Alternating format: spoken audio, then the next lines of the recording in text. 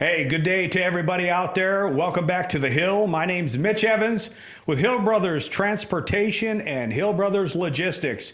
And we got a great show today. I need you to do me lots of favors. Number one, don't hit skip. Stay right here with me.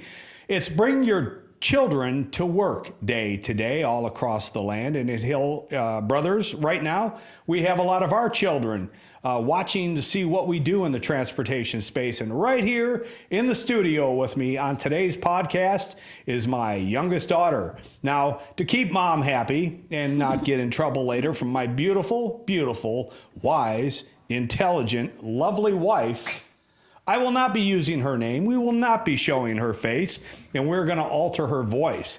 I think the real reason we're having to do that is my daughter might be a criminal. We're going to ask her all about that after this. We're also going to be talking to my good friend Adam from Red Thread Marketing. Hey, there's no getting around it, right?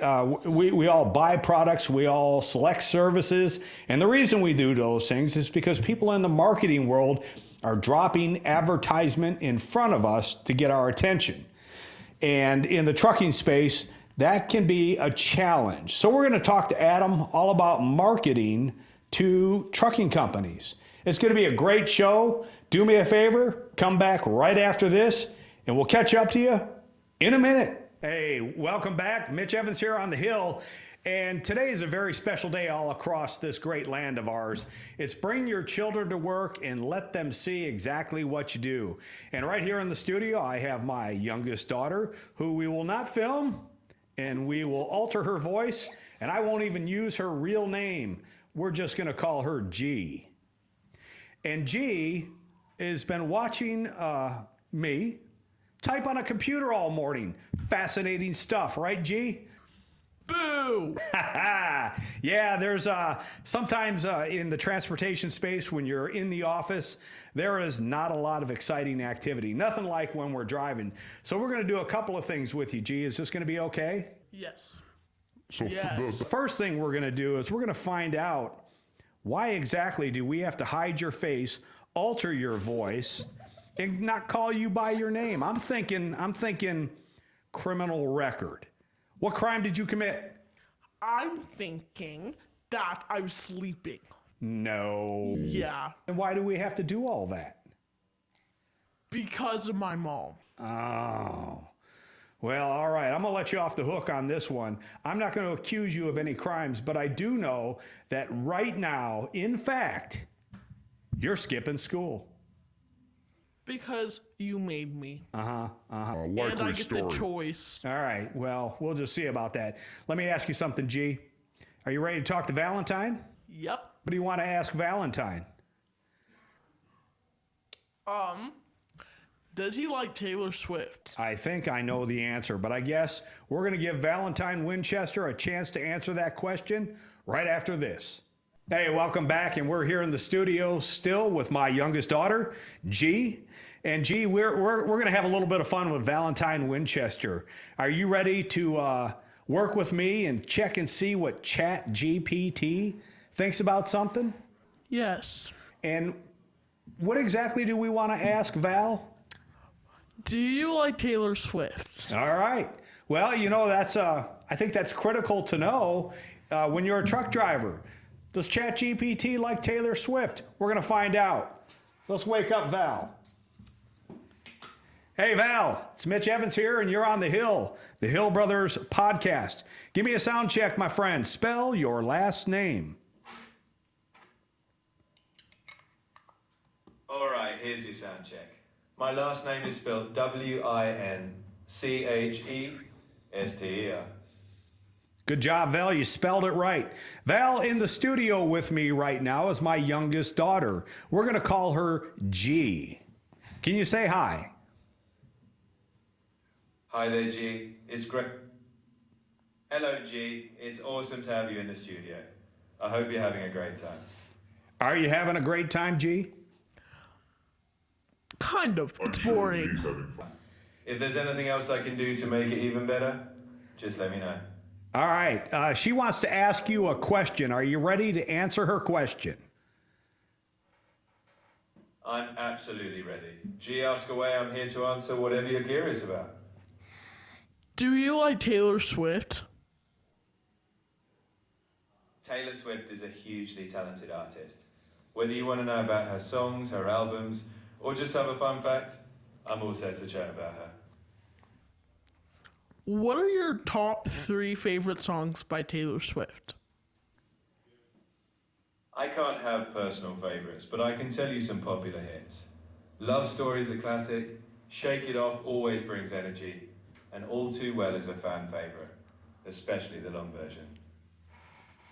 Well, what do you think about that, G? You heard Val's 3 most favorite, or what the internet is saying are her favorite songs. Are they your favorite songs? No. My favorite songs are You Belong With Me, Look What You Made Me Do, and Wildest Dreams. All right. Well, there you have it. If you are a truck driver and you happen to love Taylor Swift, I think my advice to you would be this. Listen to my daughter and not Valentine. Hey, we're going to ask my daughter one more thing, very important thing. It has to do with driver safety. So as soon as we get back after this brief pause, we're going to chat about brake checks. How you feel about that? I feel it's going to be boring. And there you have it, out of the mouths of babes. It may be boring, but I tell you what, if you don't do them, drivers, could be in a world of hurt. Join me right back here on the hill after this. Don't hit skip.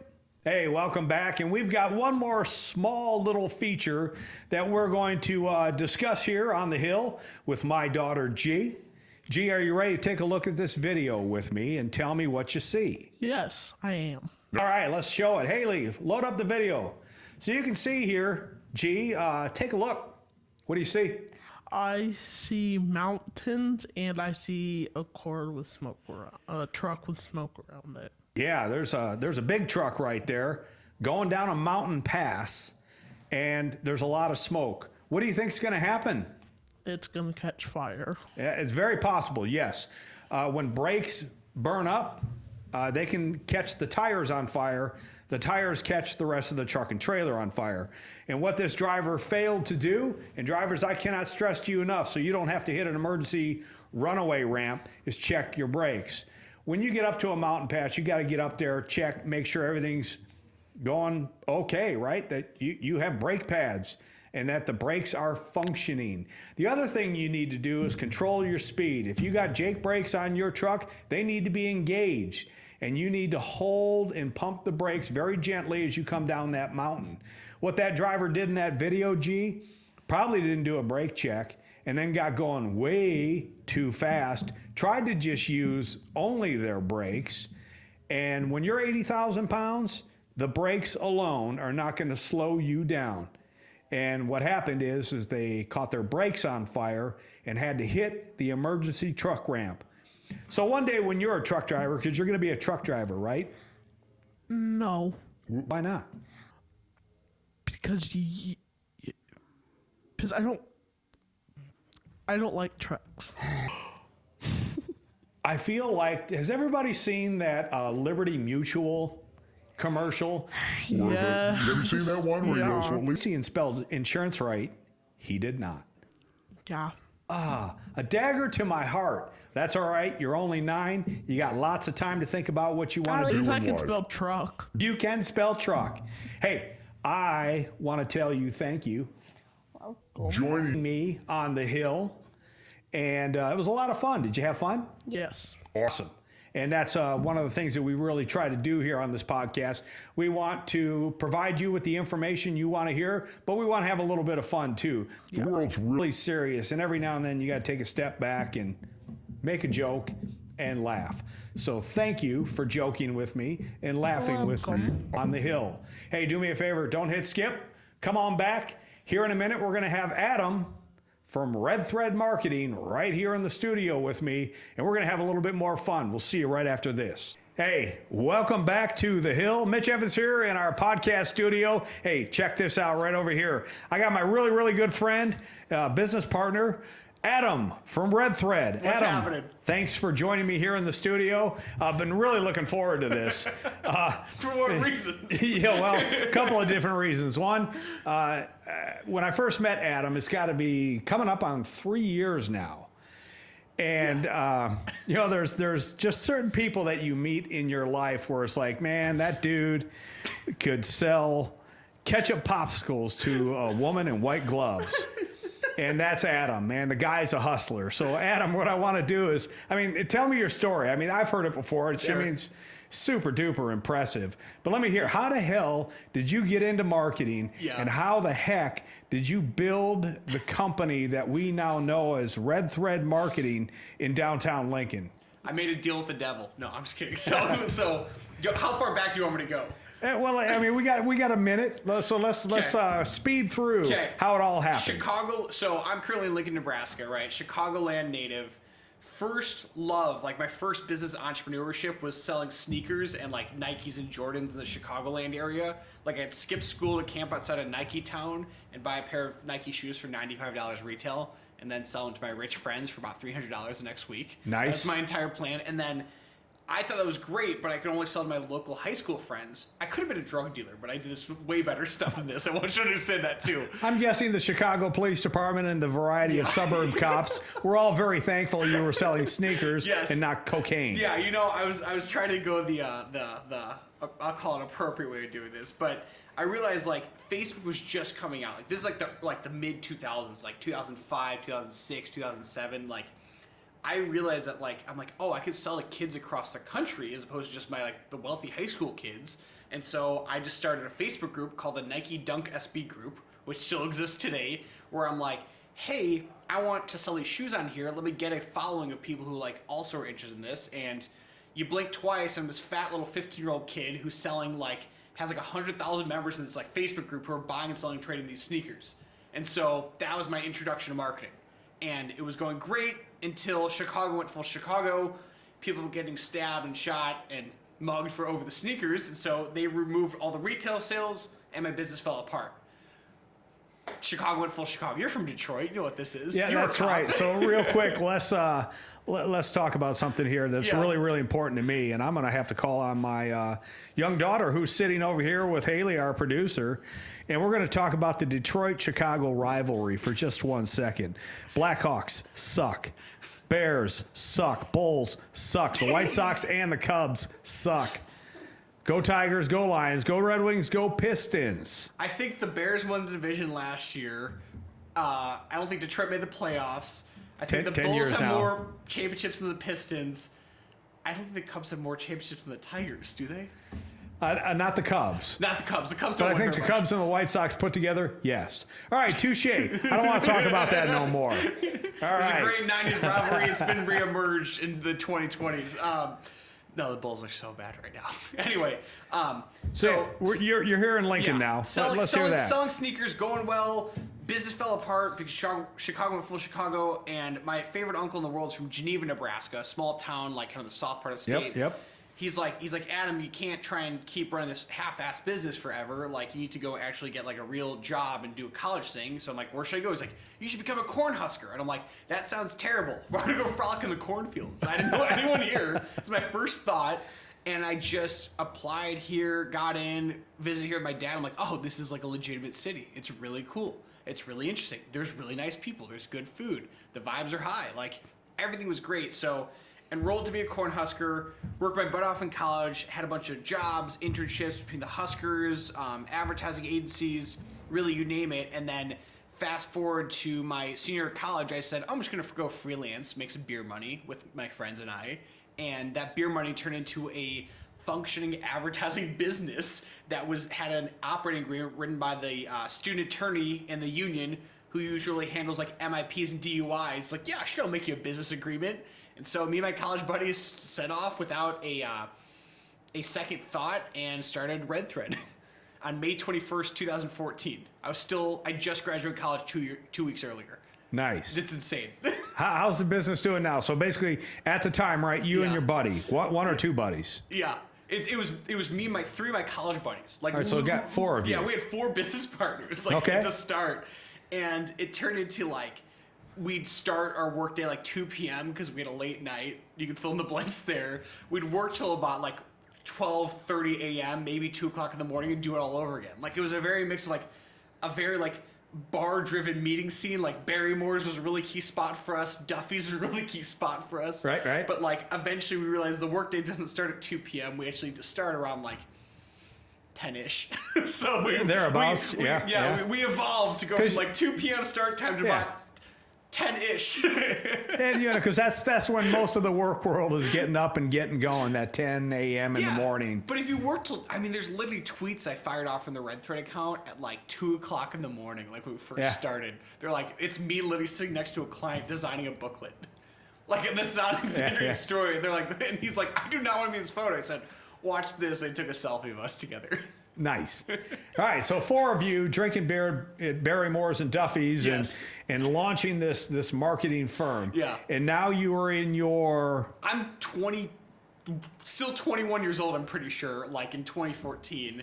And then I hit the ripe age of 22, and I'm like, all right, well, I can either go to Chicago and get a real job, because I was supposed to go work for the Big Ten Network, or I could keep this going. And so I said, I'm just going to keep this going, right? And so I struggled for like 3 years trying to learn how to run a business. Like, the advertising part was easy. Like, I knew how to do that, but no one in the College of Journalism teaches you how to, like, bill per hour, set salaries. What's a maternity policy? What's a 401k? Like, none of these inherent, what I deem as normalized business conversations were ever explained to me. So it was like building the business on the fly, and this is pre-AI telling me how to set up my entire business model. So I'm like, up late at night reading business book after business book, trying to figure out how to run a business. Sure. And basically the last hurrah was my mom's like, you suck at this. Either you come home, I'm 25 at this point, or you got to figure this out. So we went from like pretty much me living in low income housing, which is a real story, all the way to like, okay, we're actually making a decent like livable salary in Lincoln, Nebraska.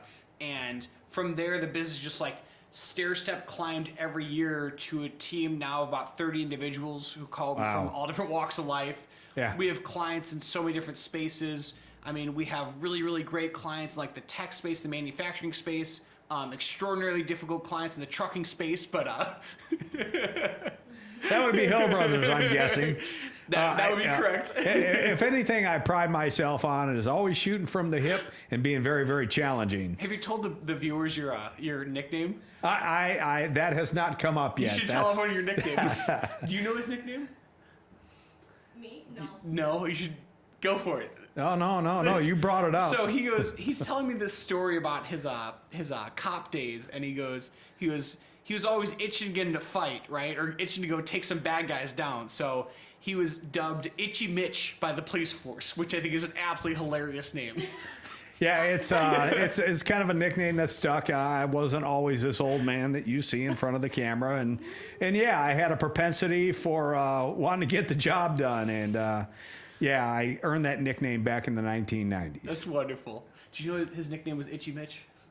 No, you should call him Itchy Mitch. I think he might appreciate that at the dinner table. Yeah, when I left LPD, and they gave me a plaque of my service years, it was Mitch Itchy Evans.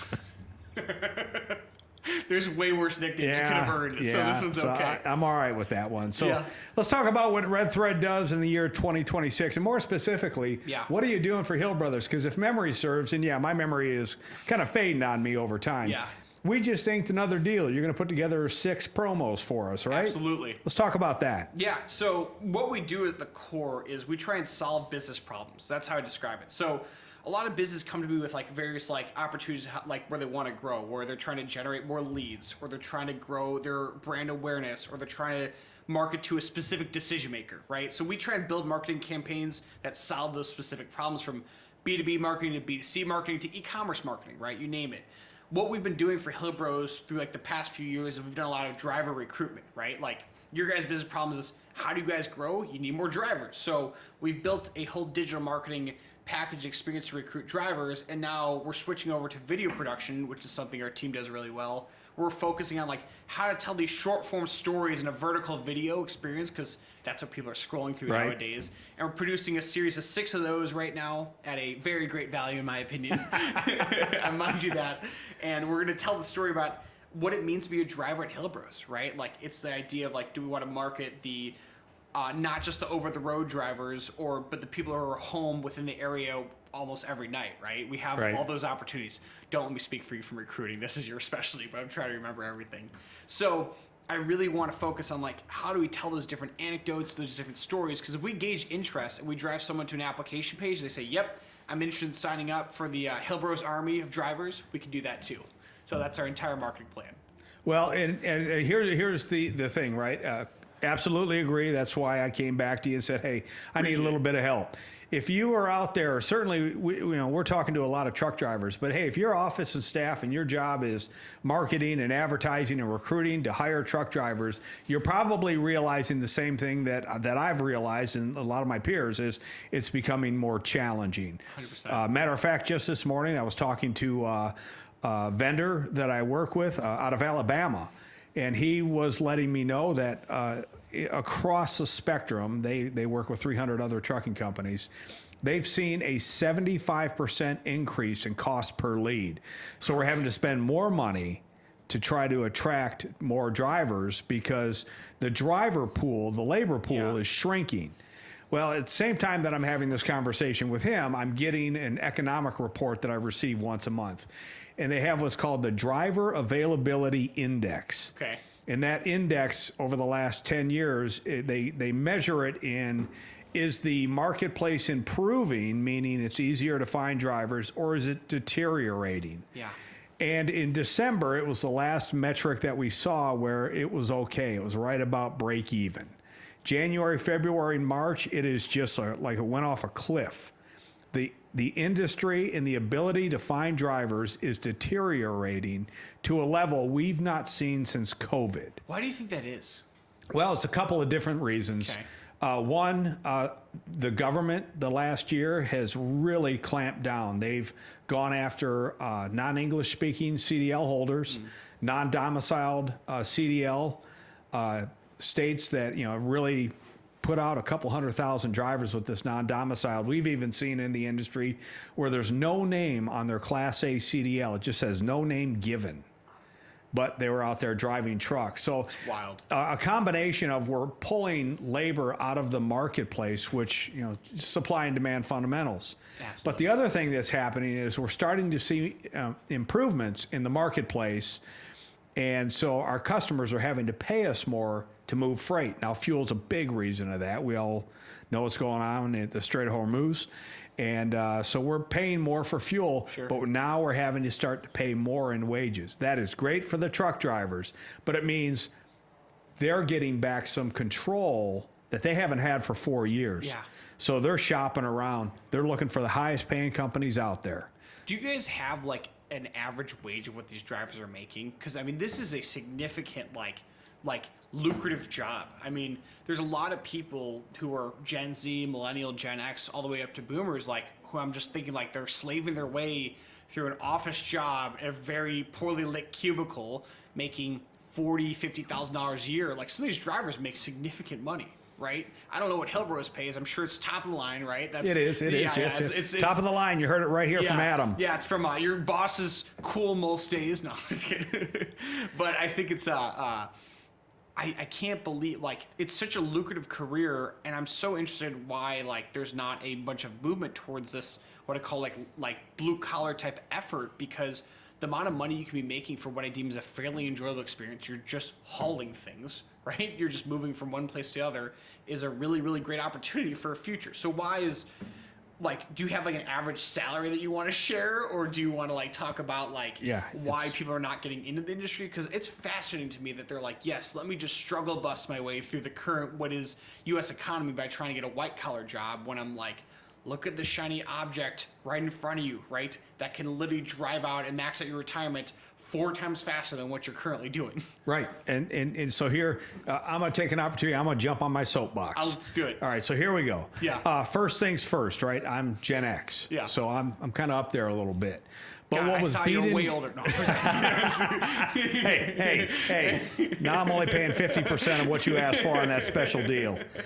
But yeah, for the better part of 50 years, we're sitting here talking about Got to go to college, got to go to college, got to go to college. We beat that into our kids' head. Yeah. Now, what we didn't do for the last 50 years is go, hey, you need to become a plumber. Hey, you need to become an electrician. Hey, you need to become an HVAC specialist. Yeah. Or, hey, you need to become a Class A CDL driver. Our trade skills were neglected. Now there's a shortage all across this country on those blue collar, which are now high paying wages. I always tell this story. I love my wife, babe. I love you, by the way, if you're watching this later. I always Hello, tell Mrs. this Evans. story. Miss Schutzer. Miss Schutzer. She has a beautiful last name, and she kept it. So, all right. So my wife has a bachelor's degree and a master's degree from the University of Nebraska. Yeah. And she now works for the state of Nebraska as an equal opportunity commissions investigator, where she investigates discrimination in the workplace. Sure. And I used to ask trucking students all the time, how much money does she make? What do you think they answered? Bachelor's, master's, investigator for the state of Nebraska.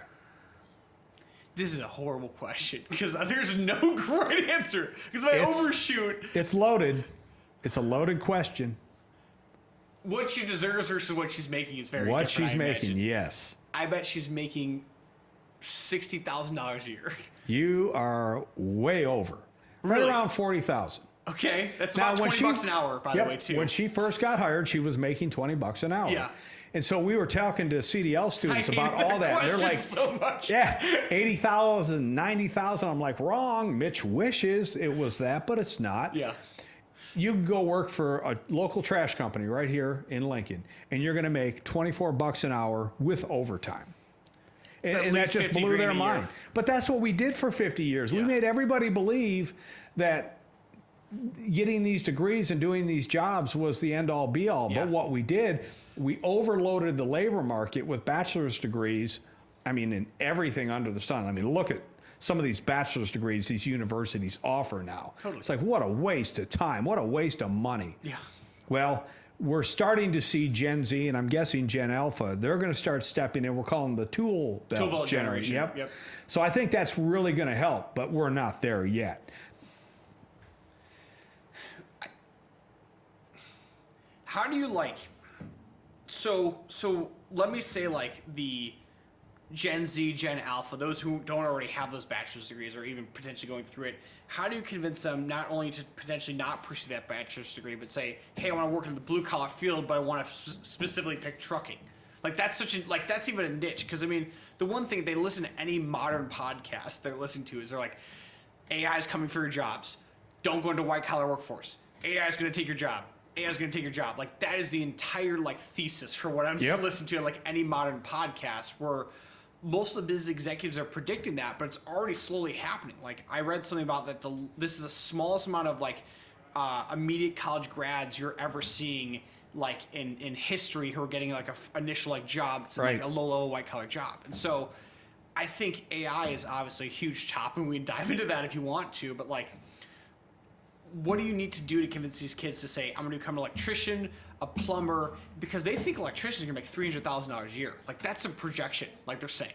I believe it. I believe it too, but I'm trying to think, I think the next evolution of AI is going to be robotics and AI too, but I think that's 20 years away. I think the AI revolution of replacing entry-level marketing jobs, entry-level lawyer jobs, entry-level CPA jobs is probably within the next 2 to 3 years. Yeah, it's already happening. Look at the layoffs that are happening all throughout the tech industry, right? Oracle just laid off 30,000 people. You got Microsoft laying off. You got every IT in Silicon Valley laying off. Why? Because if it's entry-level position where a human being sits at a table and does this on a keyboard, AI can do it.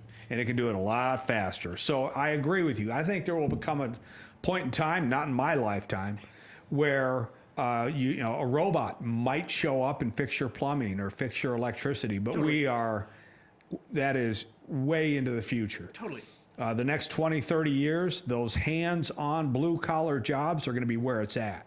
Totally. Sitting in an office, sitting behind a computer. So how do we tell that message? Well, we need to tell it exactly the way we're doing it. Look at the layoffs. Are you sure you want to be a code writer? I mean, think of that. The brilliant people in technology that could speak computer language, ones and zeros, right? And the whole string of them.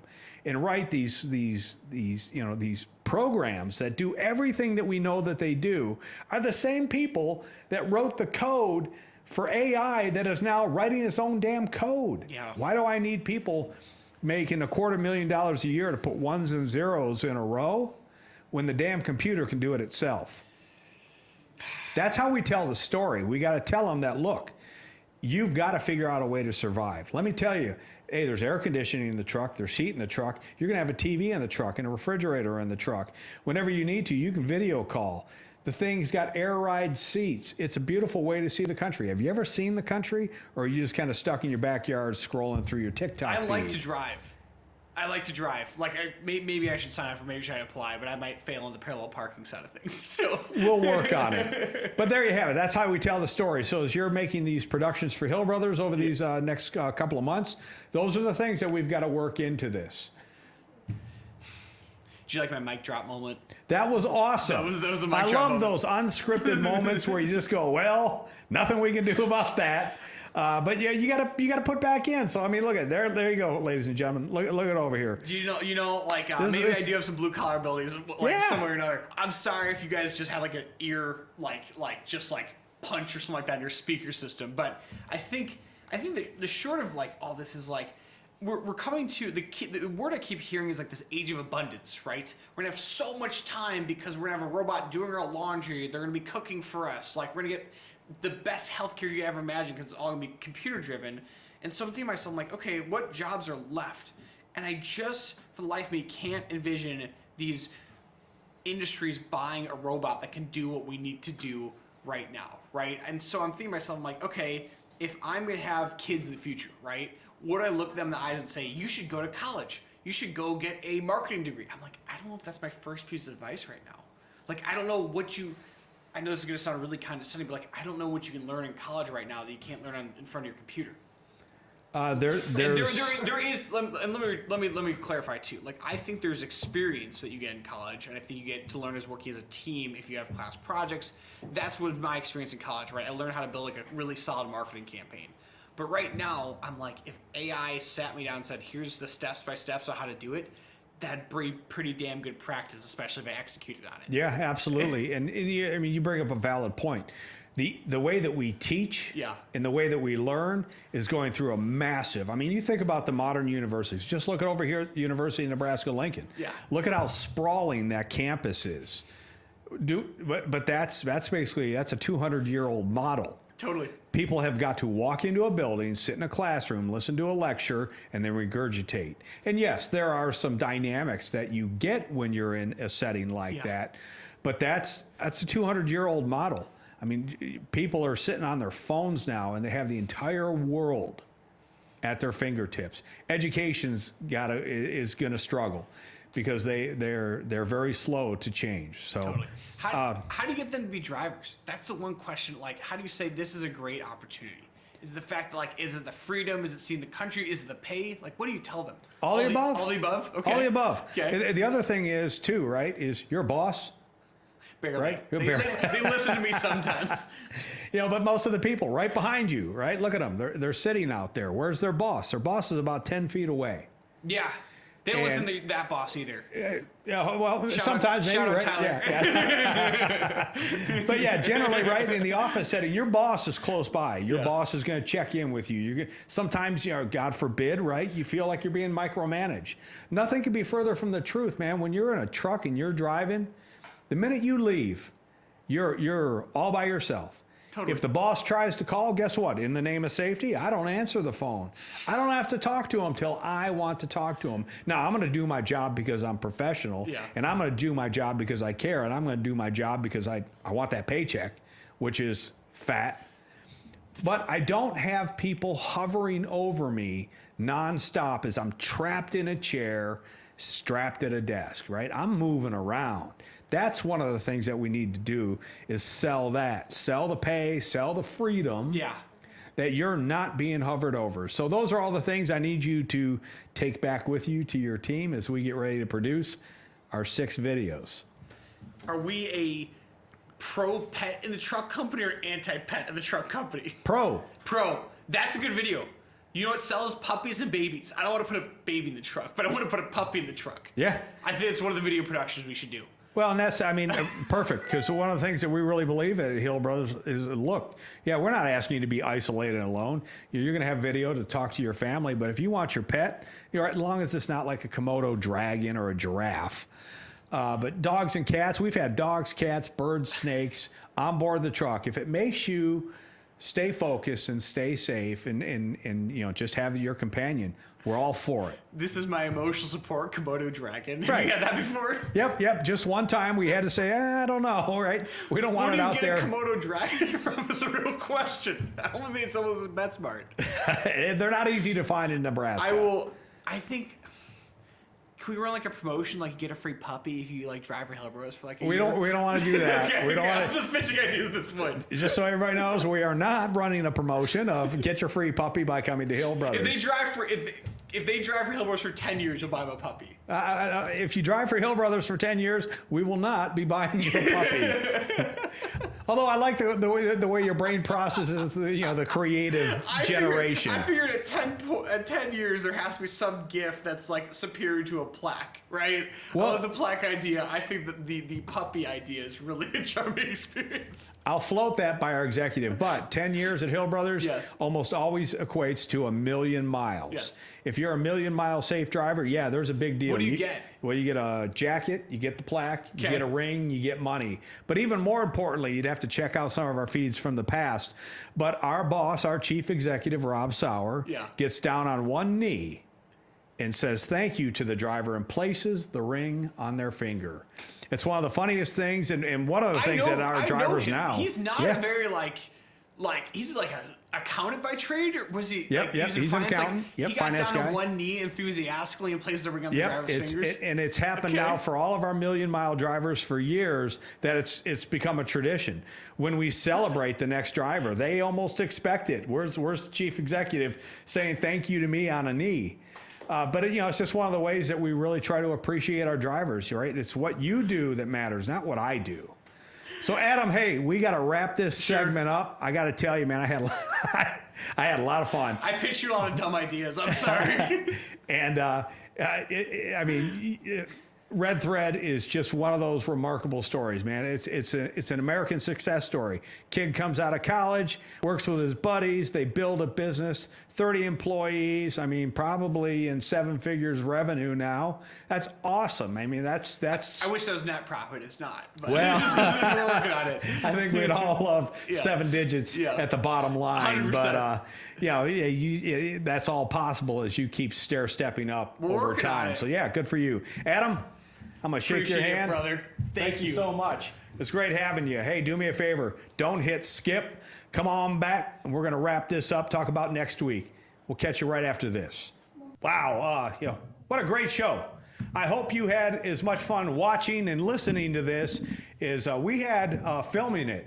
We spent some time with my youngest daughter. We asked Valentine Winchester probably some of the most important questions we've ever asked Val, and that's what does he think of Taylor Swift? We had Adam from Red Thread Marketing in here, and man, I tell you what a funny guy, huh? And marketing certainly can have its moments where it's funny, but it's really serious too, because we're trying to promote our industry. We're trying to hire drivers. We're trying to attract customers. Those are not easy things to do in a hyper-competitive work environment that we in the transportation space find ourselves in almost every day. So I hope you enjoyed the show. Hey, join me next week right here on the Hill. We're going to have more fun. We'll see you soon, and thank you.